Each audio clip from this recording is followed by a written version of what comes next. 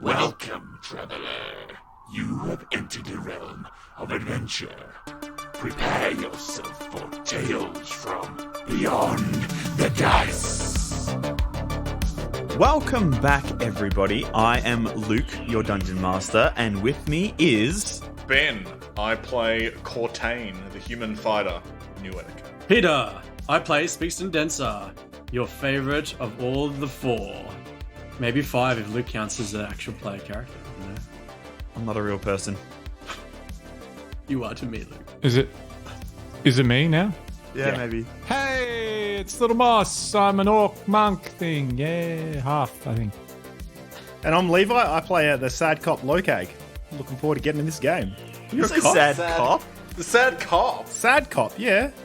It's like mad. You just wait mad till you cop. see me this session. Like, cool, I'm dressed up. It's like, But you and I is that like good cop, bad cop, now sad Yeah, cop? it's the third cop. It's the one you feel sorry for, so you tell them that you committed the crime. I've got like different hats. I just take them off to swap them out and make people like me again. Yeah, you put a cop hat on, everyone likes you. Alright, so, what happened previously? It's been a little while. Maybe I should recount. I could summarize it for you in a few words. Oh, yeah, okay, yeah, you go ahead, you do it. I could summarize it in less charitable words. Yeah. Okay, So, well like- then... No, sorry, Trav, you go. Lokag lets the side down. Oh. How are you going to be less charitable than that, then? He was I- probably I- going to swear. I really don't have... No, that was brutal. Succinct and brutal. It was So, Luke, you go. What happened previously was the team, the mercenaries, our heroes, if you want to call them that, retrieved a black box. They headed up into the Ultradai Towers, Ultradai Incorporated.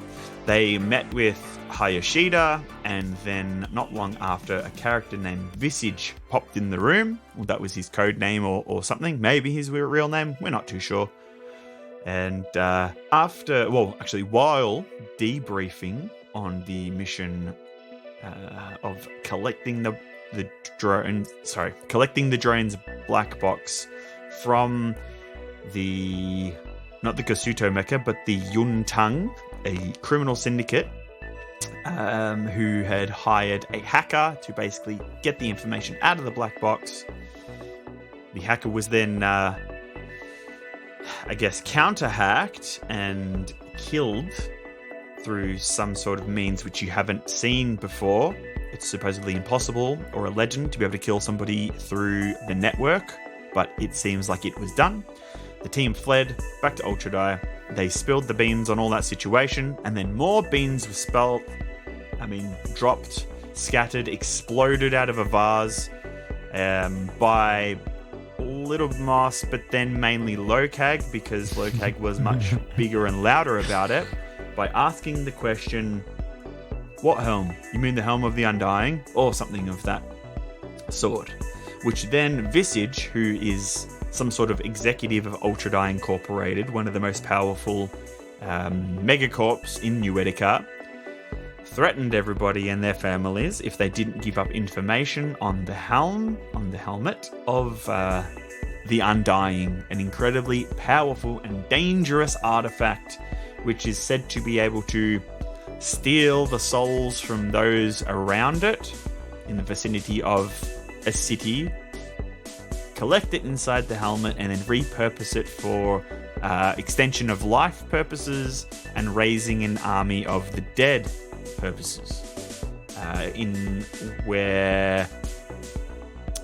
When the information was diarrheaed out of Lokag's mouth by accident, Cortaine was basically like, I'm reaching for my pistol. Shit, it's not on me. If I had it, I would shoot you in the head right now. And, Said to make do with a table. yeah. Yeah, I used the chair leg. It kind of rounded up there.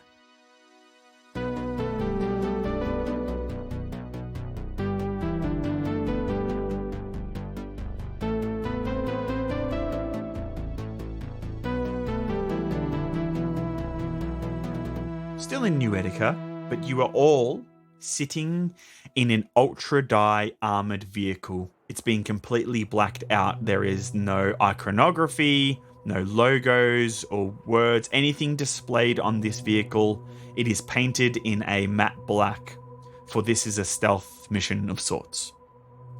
The vehicle is large enough to seat 20 personnel and have some more soldiers or operatives or whatever standing between the 2 rows of seats that are up against the hull of this flyer.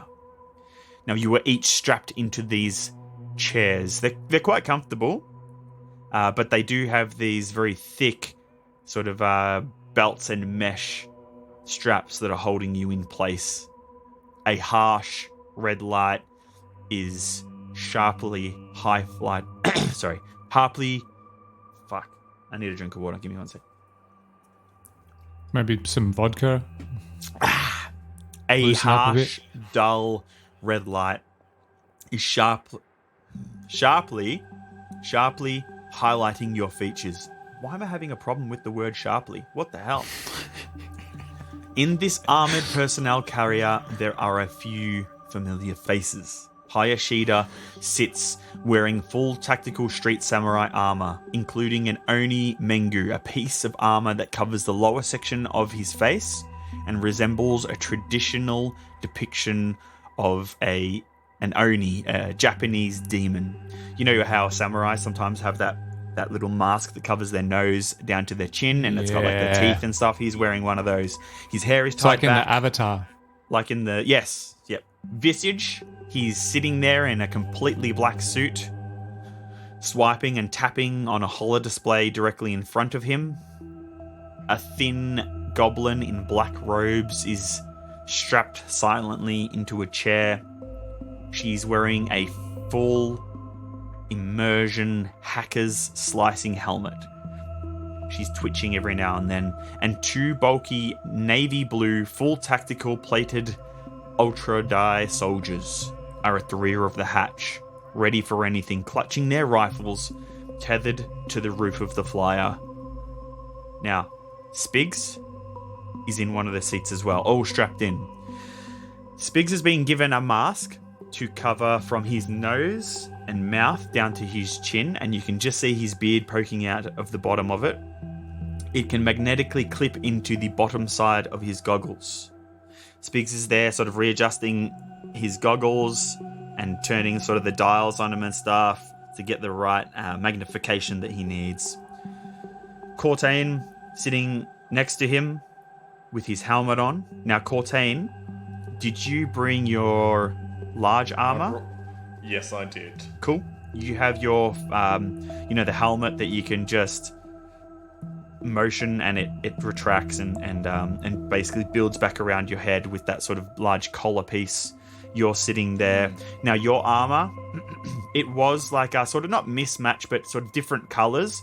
It has been painted to be sort of this matte charcoal color, not completely black, not grey, but this matte charcoal. Little Moss, you were also sitting there. You've been given a headband with this special button clip at the back. So you know the sort of karate headbands that go across your forehead and then tie up at the back? Sick. You've been given one of those.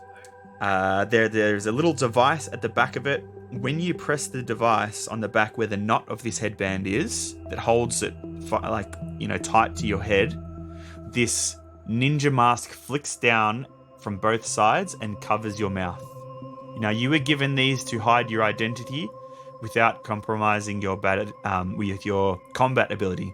At first, Ultradai were going to give you these full covered masks that have a heads-up display, and the outside is literally just static, like the black and white snow crash of old televisions. But you weren't comfortable with them, so they gave you those. Lokag? Can I put my shades on? Oh yeah, you can have your shades on as well, yeah. Lokag, you don't really need to hide you haven't been in the media like these other guys. The reason they were given these sort of incognito devices, because if there is a crowd of people, or if there are people that might notice them. It can compromise the mission and Ultradai and the mercenaries. So whether you bring a mask or not is up to you, but you weren't specifically given anything. So I'll jump in on that. So Yep. in the time between the meeting and now, I've gotten a care package from my old mate Yuzuko. So he was my handler, my resource acquirer from previously. So he's kind of taken away all my wrestling, gaudy, real fun gear, and he has bought me some professional looking stuff. So rather than just using a car door and a pole out the ground, now I've got some nice black, matte black pants. I've got a plasma shield in place of the car door. I've got a professional looking warhammer, and I've still got a backpack with random gear in it. He's acquired me some, bounce off this Luke, some Brutix and some Outrun, some drugs from back in the day. And I've also got some nice spray cans. I hate shirts. I've sprayed over all my torso, but had like a nice little stencil. So there's black on everything of my torso except for 4 letters that say AOTF. Because I'm trying to be professional. I'm like a SWAT guy, but we don't have SWAT. We've got the AOTF. All right. So Brutix, you, I'll say that you have 2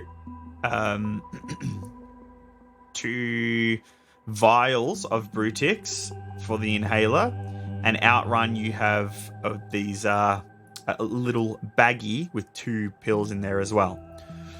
So you're all sitting there in this flyer, this transport vehicle, and almost a military vehicle of sorts. It's flying through the air. You can't really hear or see the outside world because it's just completely black out, and there are these red lights that are just very dull. You can just see the outline of each person. The camera zooms in on Cortaine's armor. His helmet is on. He presses the button, it flicks off as he's looking across at Hayashida. The camera turns to face Hayashida, and instead of being in that transport vehicle, they are back in Cortaine's apartment at Ultradai. The one that you were each given an apartment. Cortaine and Hayashida are back there.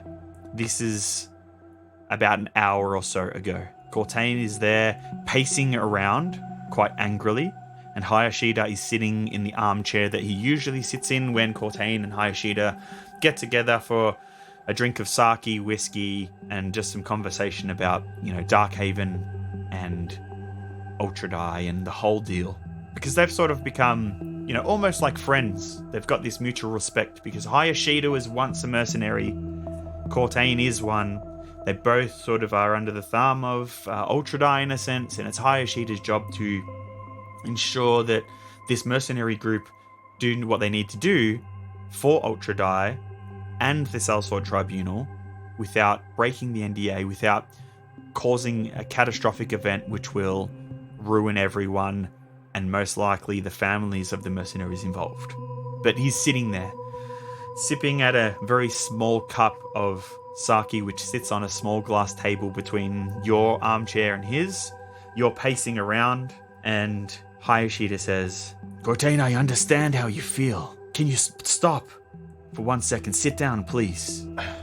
What do you mean you know how I feel? I've just found out that, one, Ultradai is after some terrifying magical artifact. Also found out about body hacking, that's real, and that also the executive that we're dealing with is some kind of creature. Look, the body hacking thing is terrifying.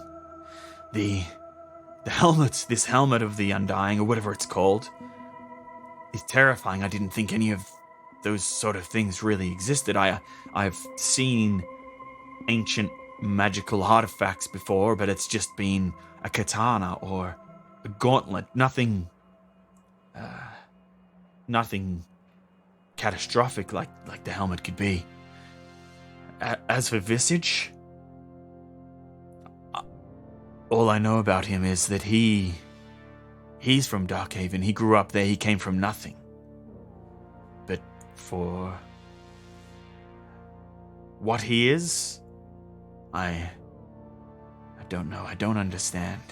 When I first met him, I knew something was off, but nobody around here wants to answer my questions, and then I stopped asking them. Because when questions go unanswered here, it means it's classified, or you don't ask the question. Now, I don't want you to go too hard on this Lokag. From what we can see, he's just a pit fighter. Hasn't even done that much merc jobs around in New Ettica or Darkhaven. And I don't expect he's the most intelligent fellow. This is nothing against him, but he just let something slip, and unfortunately, it was at the wrong time.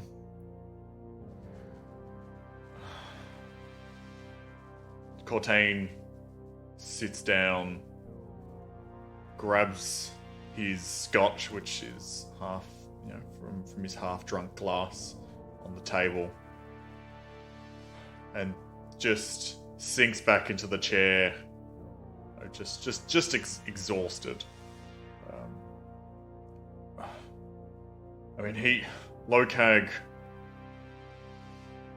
Lokag wasn't to know how bad things were going to turn out for him slipping up. But Ishida, thank you for what you did. And if in some way it's a repayment for you saving not just my family, but that of Spigs, then I'll play nice with Lokag. I'll let this one slide, because if that's what you want. I think it'll be good for you, Lokag, and the mission. I wouldn't have allowed him to join the team if I didn't feel that there was some sort of advantage that he would give us in this. And look, Visage said those things. He might mean them, but I don't know if he's a monster. Because I never knew this until recently. And it was only me asking questions about why it was approved. But Visage, he was the one who approved the donation of the tactical gear, the swords, the weapons, the armor, the firearms for the Swords of Darkhaven. He approved it. I went and checked. His signature is on the document. And I think it's because he came from Darkhaven and he does want to see it a better place. He might be looking for the helmet for nefarious means, I don't know. But if he can approve everything that you asked for to arm your army to protect Darkhaven and its citizens, then there's got to be some good in him. So maybe he wants, I don't know, maybe he wants to lock it away, the helmet. Maybe he wants to keep it locked away so nobody can ever get to it. Maybe, or perhaps him giving us the equipment is part of some other nefarious purpose. His first reaction when we refused to answer was not, hey, I did this for you, you can level with me. It was, if you don't do this, I will kill your family. So you say that he might not be a monster.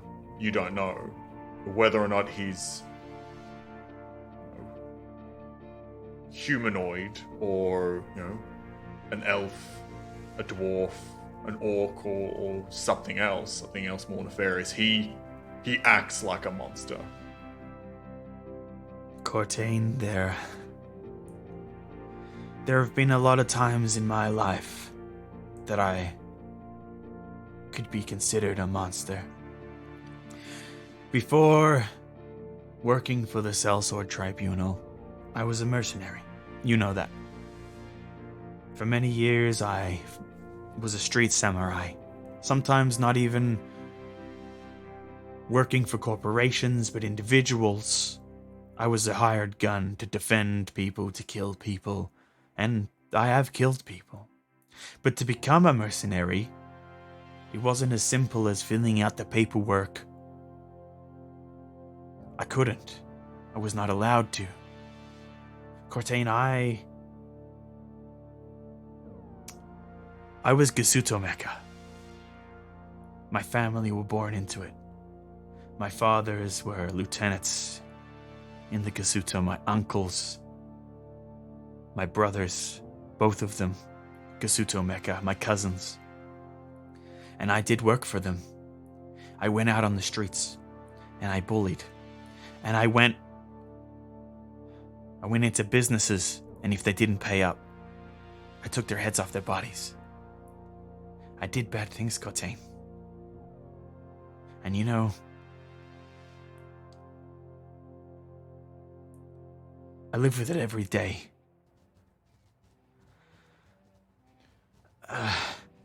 Your past, Hishida, doesn't affect what you've done today, the person that you've become. But can you tell me,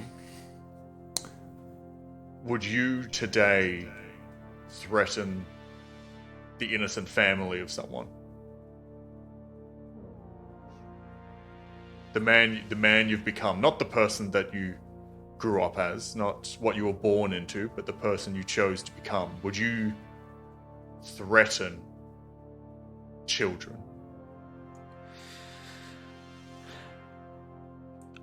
I can't.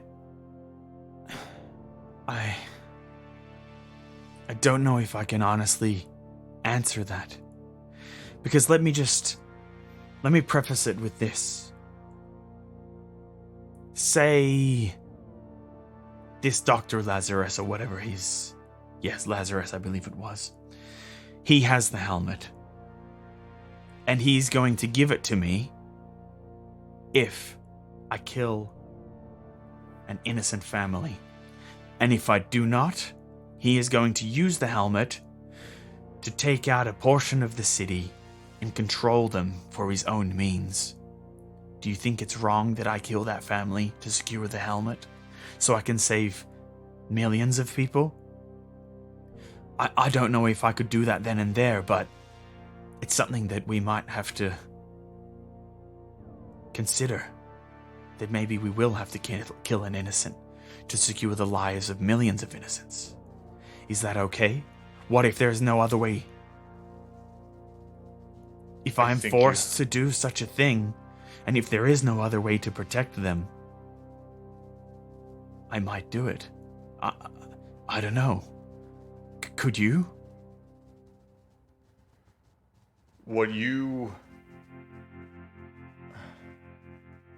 You're describing a reluctant decision, but what Visage said sounded like he would take pleasure out of it. That he would not simply do what had to be done, but that he would grind us into the dust for the simple act of defiance. Not because he was making a hard choice between the life of one or the life of 1,000, but because we defied him. It's true. But he might see it the same way I do. I'm not sure. If I speak to him, maybe I can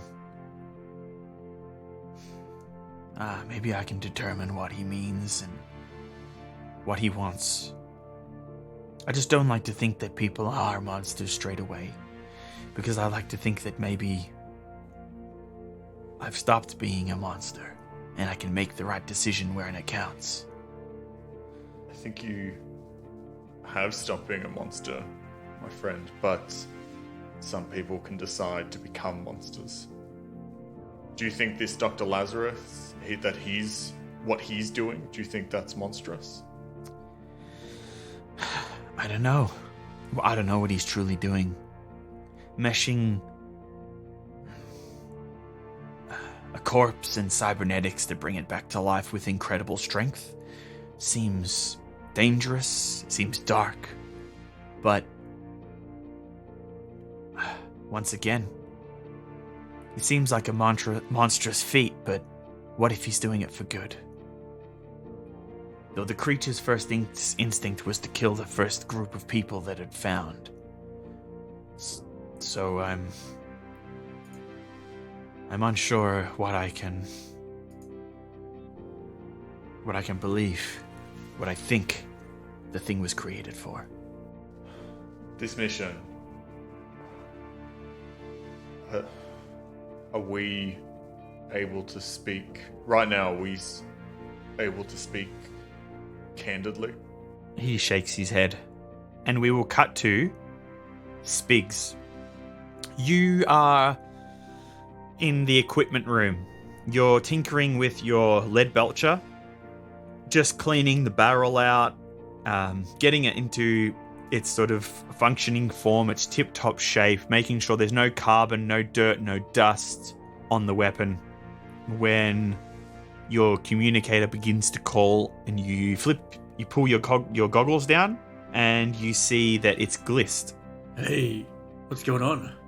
Spigston, look, I've been telling them that you're quite busy with, I just said publicity stuff, but the Forge Fathers, they've been coming in, for the last 2 days, trying to have a conversation. The only thing that they'll tell me is they're thinking about reinstating you in the guild. They really want you, and I know that you've talked to me before about the fact that maybe they only want you because of the whole fame thing, but Spigs, this might be a free ride for us. I love the shop. I love running the store. I love making things with you and having them go out there in the world for people to use to make their lives easier and better and to, for fun. I love it. But the Forge Fathers can almost guarantee us that Razor, the Gleam, they won't have to worry about anything ever again. They could get jobs with the Forge Fathers. They don't have to go searching around and doing cleaning jobs or factory work like you and I did back in the day. They could have a good start. Now, I'm not saying that we haven't given them one, but a better one. Look, I know I let my pride get in front of things and it works me up. But this is our dream list. I need to sit down with them and see what they're offering. But anything's better than risking, I guess, my life and where we're currently going with our lives. I'd hoped maybe that the fame had given us more money, but it's still not enough to get us out of here. I guess fame is a fickle thing. Are you going somewhere dangerous? Always. Well, it's up to you if you want to call them now. The Forge Fathers. If you want to call them, do it before you go. If you need time to think that's fine, but just make sure nothing happens, Spigs. Come back. Wherever you're going, I don't wanna come to Ultradai searching for you and then tell me that you're missing, or worse, I'll do my best. And these guys may be a bit rough, but I trust them with my life. So... Yeah, that little Moss is a strange boy, but I mean, he did help with the shop that time. Those kids were trying to smash up the place and you caught them stealing. And, you know, he might have gone off the rails lately like the newspapers say, but I guess you just gotta have hope. And if you two stick together, I think you'll be okay. Yeah, we'll be fine. Plus, we got more backing than that. But Okay. yeah, I brought, I'm not sure I saw, I'm sending Wolfie on this mission as well.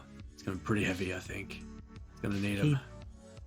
He did break through the back door of the shop out into the alleyway. I just, you know, Gleam and I have been repairing it for the last couple hours. I wonder where he was going, but I assumed that you had called him.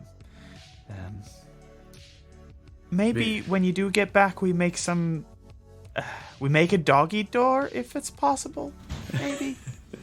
Or maybe a smaller one. Maybe. I kind of like him. I didn't want to tell you that, but he's grown on me. This is news to me. That's great. Yeah. Anyway, I love you, Gliss, and I'll ring them. I need to find out what they're offering. Okay, you take for us. You take care, my Spigston. She hangs up. Call them. So Spigston then goes through his online address book, and dials in the his Forge Father contact. It's been like missed call after missed call. Spigs-Densa. It has been quite a while. Why are you calling us now after all this time? We've been in your shop, we've been talking to your wife, you've been dodging our calls. Is your fame and your head too large that you deny the Forge Father's calling? Look, it was before, but now I come willingly to see what you offer. I will not give you a propositional offer across this line. We want to meet. We will bring you in with a board of the other elders of the Forge Fathers. We will sit and we'll drink and we will discuss your future with us. You built something quite remarkable last you were with us, the Ant. We've seen you on the net, on the networks, on the television shows. We've seen your legs. You like my legs? They could be streamlined. You could have created ones that were a little less clunky, but I know where they came from. They came from the Ant. The Ant is what we're very interested in. There have been rumors that you've built something else quite large. Something canine. We're interested in this as well. Please, come meet with us this evening, if it is all possible. So this is like in the middle of the while we're flying, or is this like prior to on the mission? It's like a little flashback to basically around an hour beforehand. So you're basically just suiting up before you get in that flyer and going out on the mission. This evening's I've got a job to do, and it can't be cancelled. So, are we able? I can't make it this time. Can we do it there another night? Very well. 3 days from now, you meet us at the Hall of the Forge Fathers in Broadside. We shall discuss your future with us, and our future with you. But Spigston, if you miss this meeting, if you dodge this meeting, do not expect a call from the Forge Fathers again. Understood. Stay strong, Spigston Denser. Stay strong. And he hangs up.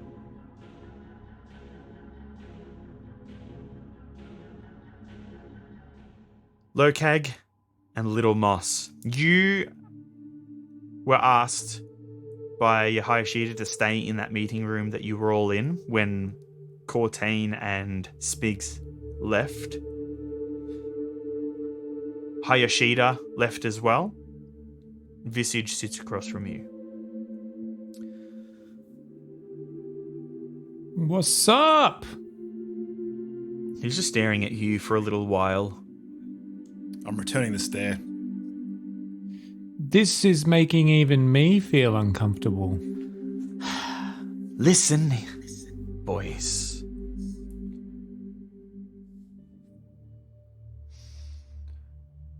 The helm. This helmet of the Undying. You both mentioned it during our interview. And it worries me that you will mention it again. It's something you don't want to talk about. Only unless you know nobody is listening. I start stupidly miming that like my lips are sealed with like zippers and whatnot, sewing thread. Now I don't know what you're talking about. Wink. I just say wink and I don't actually wink.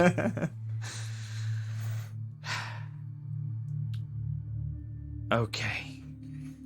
I didn't think things would be this crude, but your friend Cortaine is very, very mad with you. I'm guessing you can tell that he's incredibly mad with you. Mostly yeah, he wouldn't put his hands in. No, Yes. he wouldn't.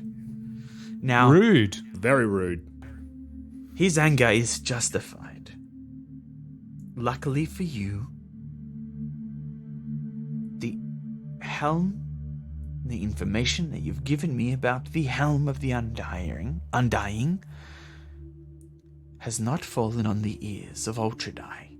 Neither is this conversation. I will have the footage of this interrogation altered. Ultradai cannot learn about this helmet, for there are people in power far above me, and I understand what this helmet means for New Ettica if it falls into the wrong hands.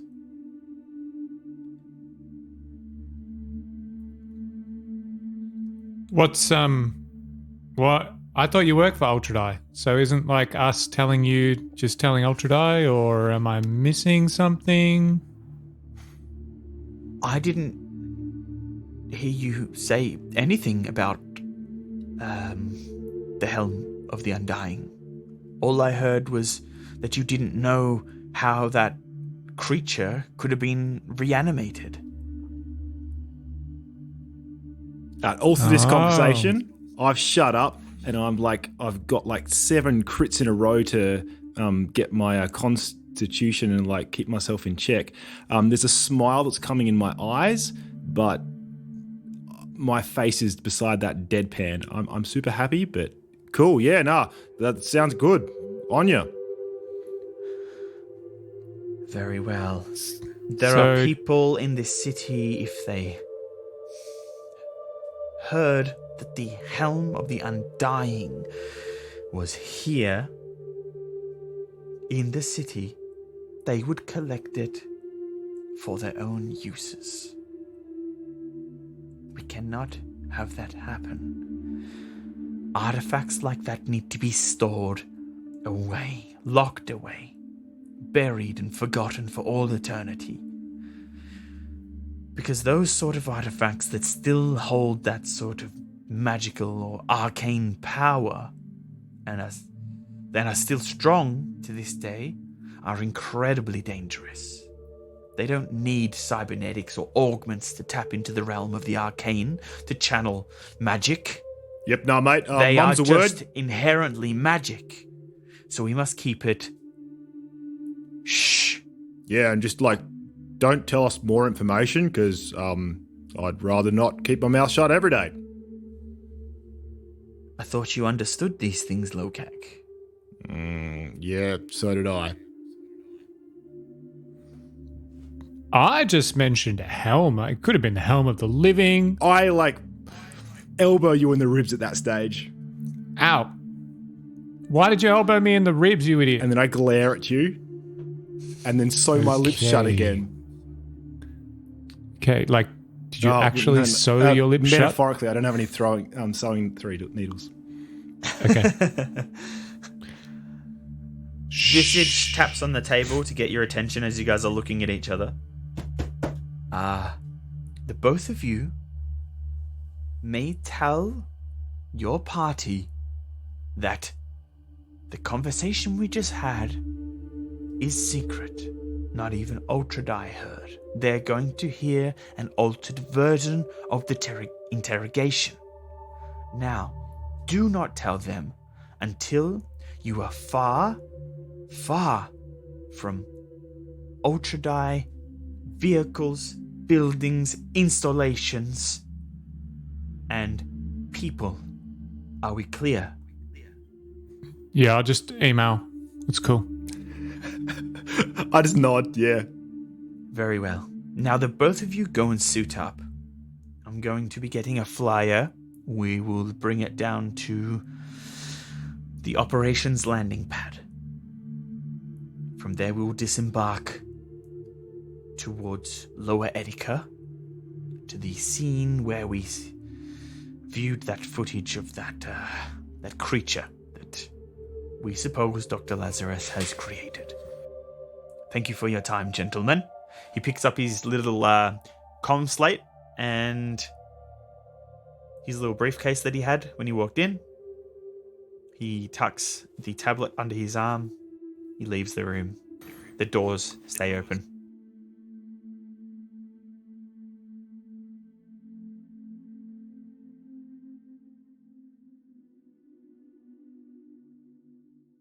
Section 16-Delta in the Lower Ettica region. This Ultradai lander flies and lands in the area where the drone went down, where the footage of the creature was captured.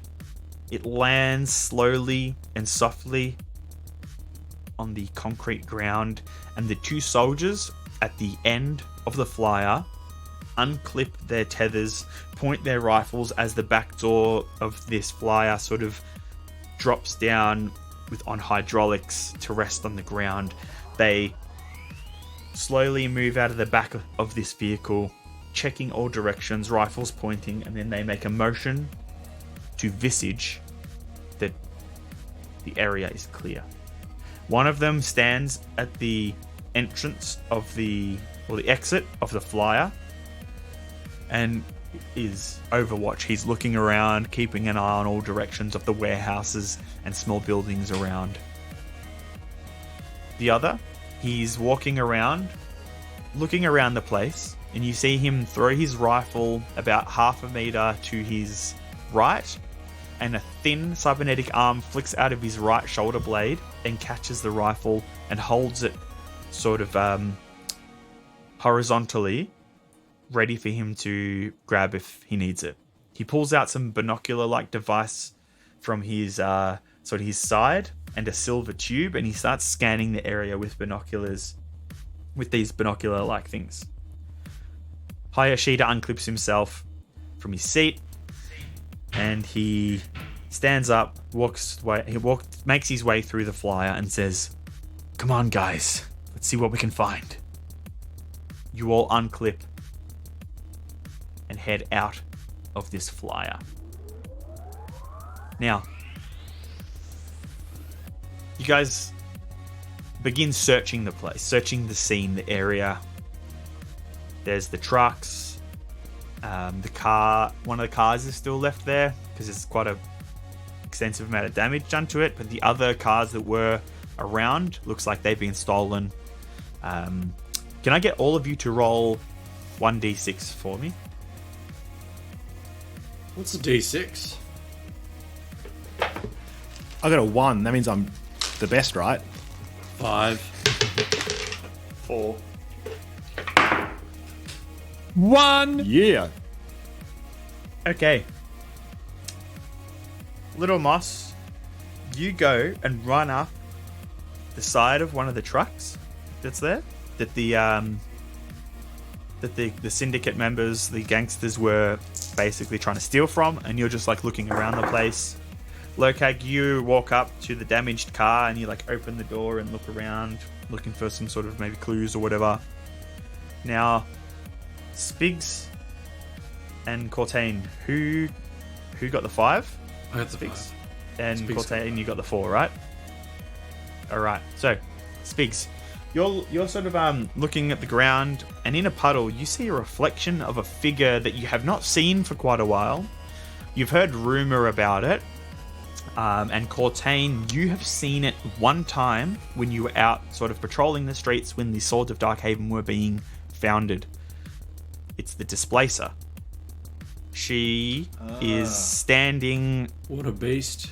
by this this large garbage disposal compactor unit near one of these old warehouses, and she looks out and you see her motion to come towards you, Spigs. And then Cortaine, you notice Spigs putting his head forward and putting his goggles down, being trying to examine something closer, and then you look over in the direction and you see the Displacer, and then she motions again for both of you to come over, and then she hides back behind the garbage disposal thing. I go and check out the garbage disposal. I follow her. Hayashida's looking around. He's standing next to the soldier, and they are at the center of the scene where there's big pools of washed out but dried up blood stains. You both make your way over towards this dumpster unit, and the Displacer's there, hiding in the shadows. Her tattered cloak is even more tattered and burnt on the edges. Her armor doesn't look new and fresh anymore. It's got scratches, bullet sort of not holes but marks, like the bullets have just struck the armor. It's scraped, looks a little bit worse for wear. And she says, "Hello again. Why are you out in this area?" I'm monster hunting. Monster hunting? I Spigs, I think this is the time we take a page out of Lokag's book. It's none of your business, and I'd thank you not to ask again. I say with a smile. I was gonna say she's the monster, but whatever. Nice. Sorry, I didn't get that. That was pretty good. Oh, just quickly, what you know and what you've heard of the Displacer is basically a vigilante. She goes around trying to fuck up the criminal syndicates in Darkhaven. She hasn't been seen for 2 weeks in Darkhaven. It's said that she's been sighted in Lower Ettica, which is the warehouse industrial district, sort of all pushed into the western side of New Ettica. But she basically fights crime, doesn't arrest people, generally just kills them, and then destroys all of the computer systems, everything that they have. She just basically tries to make a mess of things for the criminal syndicates. That's what you know of her. To you saying basically mind your own business, she says, "Monster hunting, hey? Cortaine, nice job with the swords, by the way. Little bit of a more valuable approach than what the Aegis had. Didn't really do much for us citizens, did they? You and your new organization? maybe we At can that- we can work that with each I- other in the future. At her dissing of the Aegis, I kind of grab. Cortaine grabs the hilt of his. Spigs puts an arm on Cortaine's shoulder. Hey, What crims you out here scuffing? Well, since I noticed that your friend here has his little organization out dispatching the criminals of Darkhaven, ruining small gangs and fooling the plans of the big ones, I thought it's a good time to start cutting the head off the snake. See, I stopped working in Darkhaven because I thought, a lot of the weaponry gets made out here in Lower Ettica. A lot of the weapons get stolen on their way to Darkhaven. What if I remove the fangs of the Yuntung and the blades of the Xutemeka and the guns of the Boneheads by coming here, interrupting their gun deals and destroying the weaponry before it gets to Darkhaven? Why didn't somebody think of that before? I've been doing this for what? Not even a year, and I've come up with such a great plan. Anyway, that aside, Spigs, you said monster. Are you talking about that strange, limpy cyborg thing? What cyborg limpy? You talking about me? Good. I could be talking about you, but no. So, I was on patrol. I didn't think I had a limp.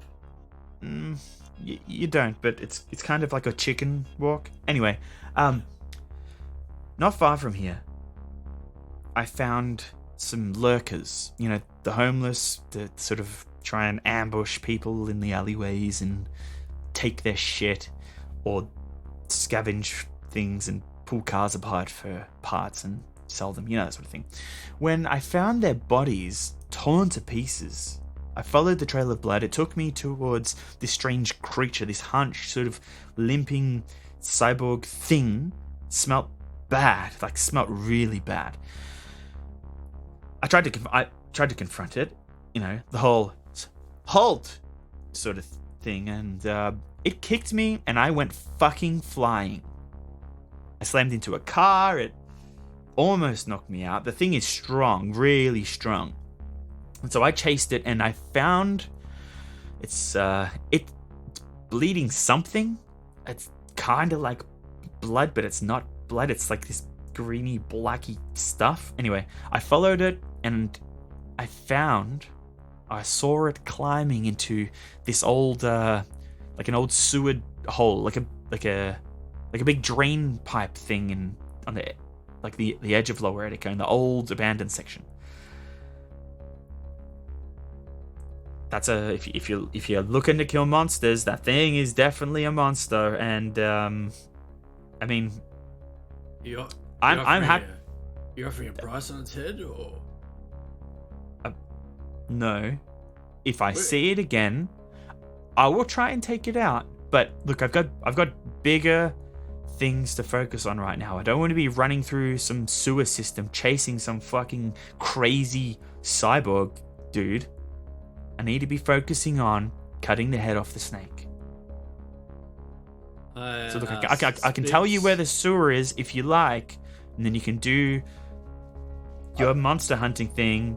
Cortaine looks around. Has the rest of the party, like, are they in danger of kind of being discovered having this chat right now?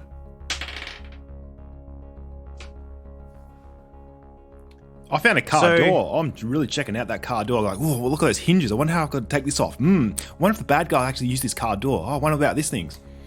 Everyone is searching around. The only person who is properly who's actively not searching is the soldier at the end of the flyer, sort of like, on Overwatch, watching the whole area. He's, walking around the flyer and then stopping at the sort of the entrance exit of the back of it. I rolled for him. He is looking in a completely other direction. Nobody else notices that you're over there. Spigs. Yeah. What? Why are we here in secret? We should probably just tell the rest of the gang. The other gang's idiots. Says a voice in your head. We should probably tell the rest of the gang except for Lokag. Are you saying this out loud? I'm talking to Spigs. That last part was more in jest. Yes. Okay. The voice in my head was more specific than the whole gang is idiots. We'll let you in on what we're doing. I would rather not have those soldiers near me. Don't want to deal with them. They look corp. Don't want to deal with corps. Corps are no good. I would rather just pass off any information to you. I'm gonna fuck off, do my thing, because you're now wasting my time. Do you want to know where this thing went, or do you want me just to leave? Fine, just tell us where it is. Okay, hold on. She like sort of puts her arm out and taps along this like very thin screen that doesn't even look like it's on the underside of her arm where her wrist is. And then she swipes in the air. You can't see anything, but she probably has a holovision or some like augmented reality in this this panther-like helmet that she's got on with this big glass visor where her face would be. And she ejects this little card, a data card. It's all on here if you want it. She passes it to Spigs. Thank you. Now, if you will, I'm going to back off slowly, Cortaine. You can stop holding your... She points to your groin area.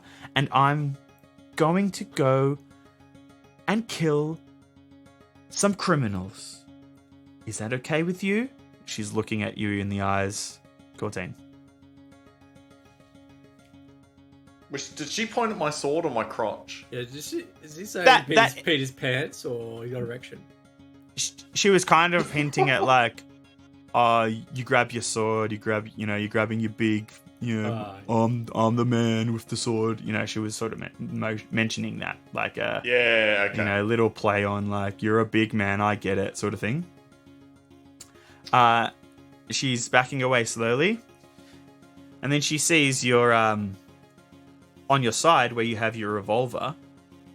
She's like, nice revolver, by the way, as she flicks out hers and like does like one of those cowboy spins with her silver revolver with the white pearl grip, and then she tucks it back away.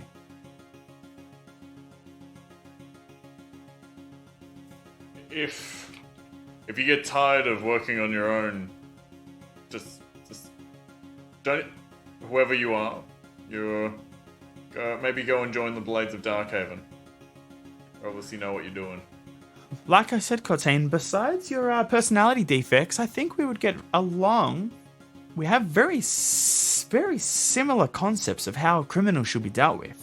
So you mean personality flaw of not being able to handle jerks? Yes, exactly. And then she dashes off into the warehouse. into Way darkness. back at the car door, Lokag is there with a measuring tape going, oh, this one's pretty big. Oh, this one's a bit bigger. Oh, a couple of inches bigger there. Spigs just side notes to Cortaine. He's like, was she like, were you into her? Like, was she into you? I don't know what's going on. I don't know. Let's go back and talk to the rest of the guys. As you guys are walking back over, Hayashida waves towards you guys when you're about halfway back from where you were. And he yells out, We've found some DNA. we can try and track it from here, but it's going to be difficult because the tracking device has to be held close to the ground where the DNA would be. I've got some more information, and Spigs broadcasts to the team, like uploads the chip and then uploads all the data from Phaser Beast to the rest of the team. Visage chimes in, and she gives you data of like some footage that her helmet had captured when it attacked her, and her following it, and then like, you know, the location, the actual like video of it climbing into the tunnel over this large door that looks like has been cut off or whatever, and then like the actual GPS location. Very good, Spixton.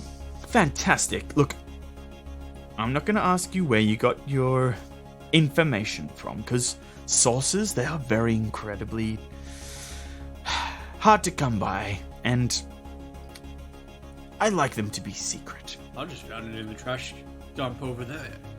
Perfect. Okay, everyone back in. We're going to go. Hayashida yells out. You all climb back into the flyer. It takes off and flies to the edge of Lower Ettica.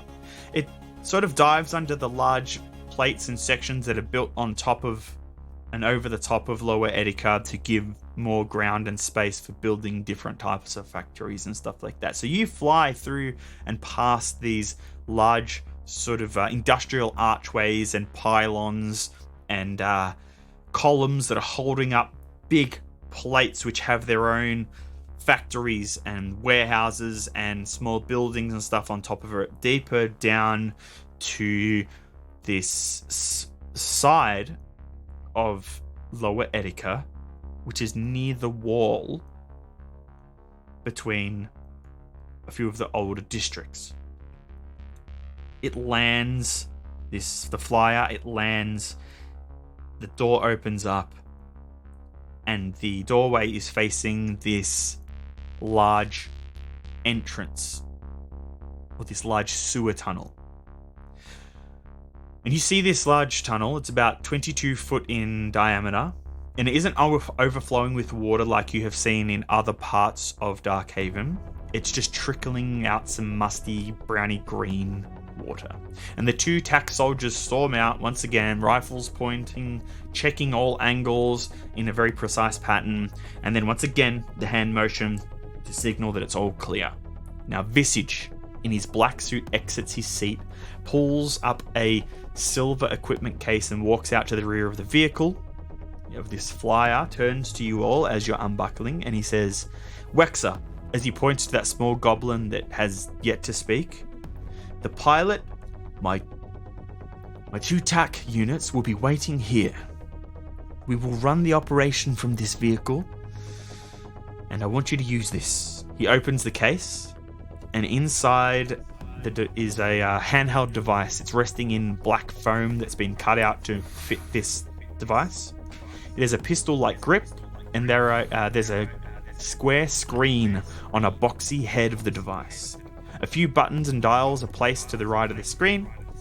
The device is yellow and silver, and the screen is a dark blue with electric blue lines displaying about 30 feet in front of the device in a very sort of rudimentary line drawing sort of, like for example, if you a three-dimensional with depth, but just very simple outlines of the structure. So he points it at the what do you call it? At the sewer tunnel, and it shows a circle and the walkway, the few construction devices and stuff in front of this large opening, and then he shows you guys, and on top of the device there is this little 1 by 1 inch cylindrical vial clicked into it. Visage takes out the device and he says, this is called a biotrace detection device. Our R&D engineers love to call it the BTD device, but I just like to call it the detector. We have loaded up a sample. BTD? Yes. but we'll call it a detector to make it easy. We have loaded up a sample of the creature that we found at the crash site. You click the button here, he points, and it will trace any DNA or biochemical evidence which it has been calibrated to. The vial on top is the necrotic tissue left by the creature that one of my soldiers found, so do not break the glass vial or you'll have to find more evidence to calibrate the device to. The battery should last about 12 hours. Puts it back in the case, clips it shut, puts it on an empty seat at the end. Now, Hayashida has asked to go on this mission with you all. Usually, he would not go on any missions, but I have agreed. No one has charted these tunnels for around 120-something years since it was deemed unsafe and inequitable to repair by the Yumagata Industries Company. He is your backup. He cannot lead this mission due to his contract between Ultradai and the Sellsword Tribunal, and he needs to remain as impartial to Ultradai interests as he can, or all of us will be in huge trouble. He turns his head, raises his eyebrow, and nods towards Hayashida. Now, I suggest you keep that detector on you at all times. Unless things get rough, then the case should take a bullet or two, but it isn't indestructible. So don't use it as a shield or anything, because that tech is far more valuable than your life at this point in time. In terms of backup, I got something coming on the way. Is that alright? Yes, as long as it's here soon, because I would rather have this mission go on as planned on time. As he's saying that, you hear the booming sounds. Not like a Godzilla booming sound, but still pretty heavy thunks of what sounds like steel on cement, as into the scene and knocking over a few of these large orange plastic construction barriers is Wolfie. And it's like fake panting, and it like shakes its head as it stops running, and it just sits down and is looking at you, Spigs. It sort of cocks its head to the right. Now, when I said it knocked over one of the old plastic construction barriers, you see a few of them laying about the place. A few have been crushed by this huge steel door, and others have been scattered around the area.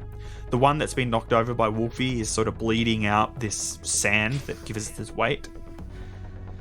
Old construction machinery rests like yellow skeletons, like covered in like dirty orange rust, and their parts have been stripped decades ago by scavengers or lurkers. And this huge round steel door lays over this scaffolding that sort of reaches to the entrance of the sewer and stretches out on the ground. Its hinges broken and twisted, and some of the old construction signs read, "Danger, unstable structure. Do not enter." The corners of the yellow painted signs are rusted and covered in goopy, lichen-like growth.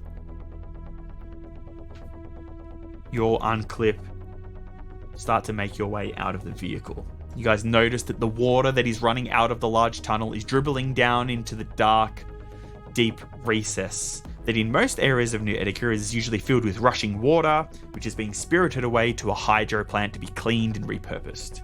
But this water is probably stagnant because it smells off. It smells musty and smelly, like the lowest, most poverty-stricken areas of Darkhaven. And you hear these little pop and mechanical whirring sounds as you look over your shoulder, and all of these turrets pop out from various locations across this armored flyer and begin to scan the area in a 360-degree pattern. The little goblin, she rolls out in this chair that she's strapped into. It's got wheels on it. And unmoving, she says to you in your communicators, Your communication is linked to us.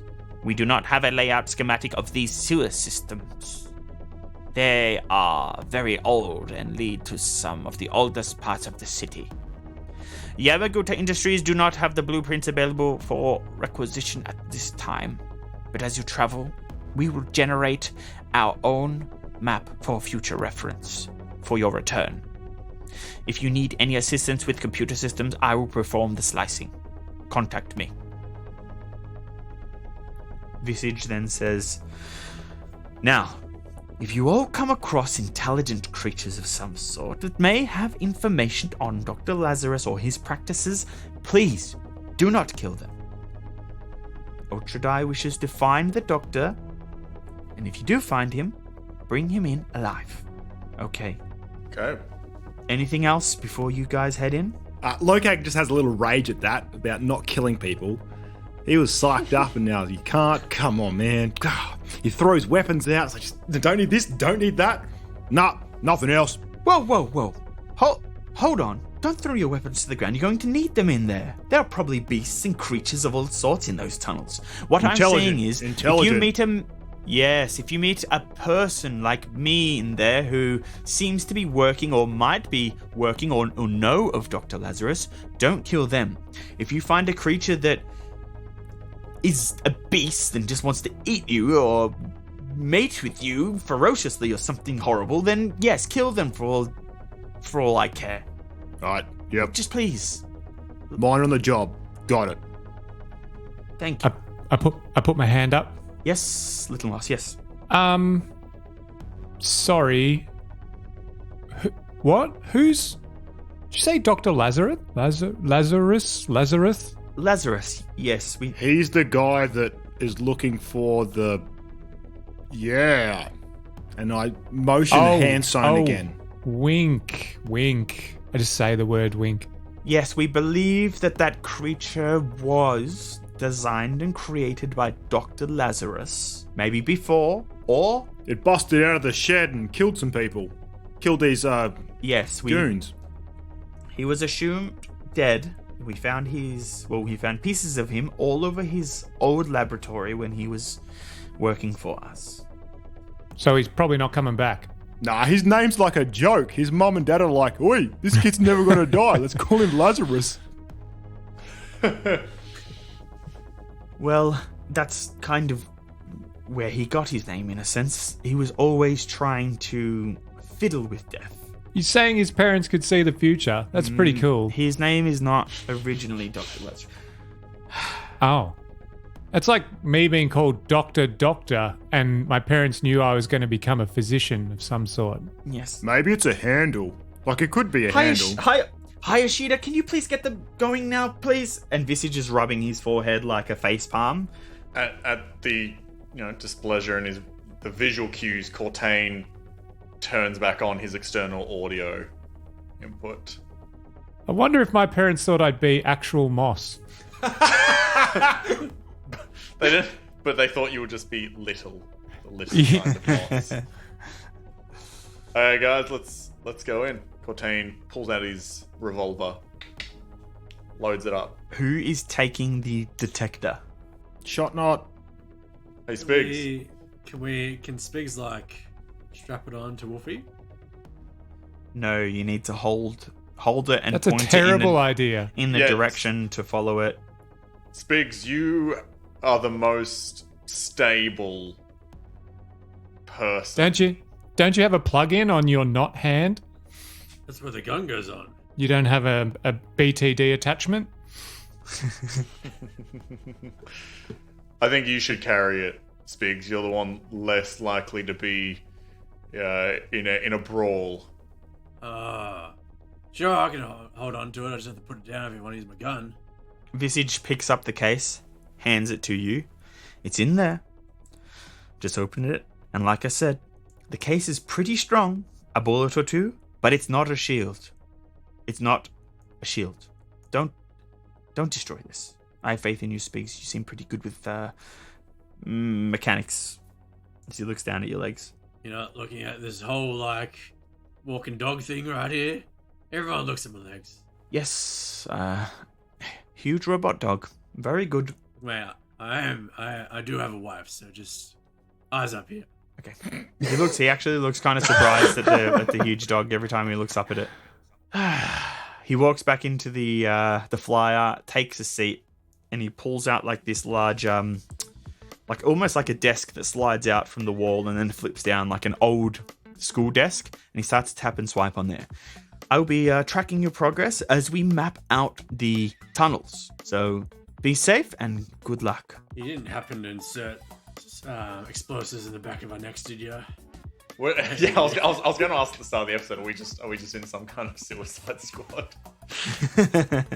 As you guys make your way up that large steel door that has been cut away or fallen away from the large tunnel entrance, you walk over it, trying to step over the musty, gross water that is trickling through this large tunnel.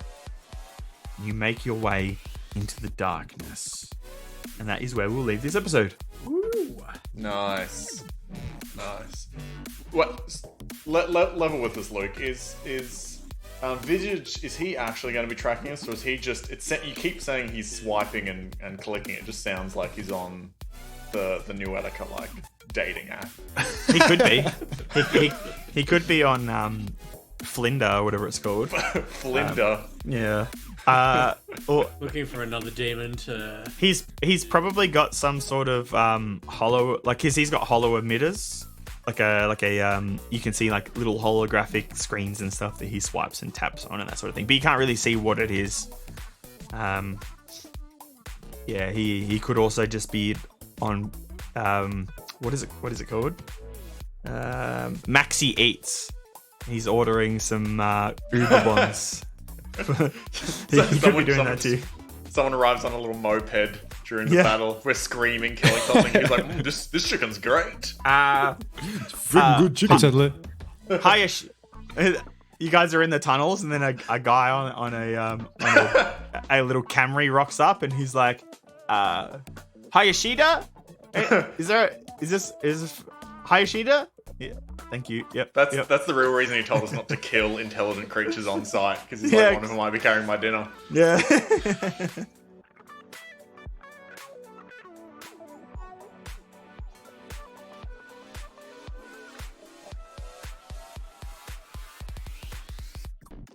Thank you for listening. Thank you for downloading. Thank you for taking the time to come onto Discord and say hello to us, and or posting a D&D meme or a 40k meme or something of the sort. That was really cool. Thank you for doing that. Feel free to tell a friend about the show, or even people that you don't consider friends. Tell them too. That'd be cool. Do you guys like traffic? Like sitting in your car, waiting at the stoplights and all this other roundabout crap? I don't really, but you know what does like traffic? Our website, www.beyondthedice.com. It's got links to all our places like the store, the Discord, our Instagram and Facebook. So go to our website, check it out. Lots of fun. Don't do it while you're sitting in your car, but... No, totally don't do that. Or if you're not totally sitting in your car, maybe you're a passenger in your car. I mean, that's totally legal to look up Instagram, right? And while you're on there, why don't you just check out our Instagram, which is @BeyondTheDice. Do you have Facebook? If so, you can check out our news on our Facebook page, Beyond the Dice. We update on when the new episodes are being released, so check out any news there. And if you listen to us on Apple Podcasts, please leave us a review. Otherwise, just follow us on whatever you choose to norm your podcast on. And check out our store at store.beyondthedice.com for a sweet merch. Yeah, and if you can't afford to buy a t-shirt or a hat or a mug or any of those things we've got on the store, any of those cool, mad, awesome, cool things, don't feel bad. It's okay. Like, we get it. Things are pretty tough for a lot of people, and you can support us for free by telling a friend, by sharing the podcast on social media, and or spray painting the side of a government facility or building with beyondthedice.com if you would like to. Probably don't do that. Bye! Bye! Farewell. Thanks for all for the Maxi Bonds.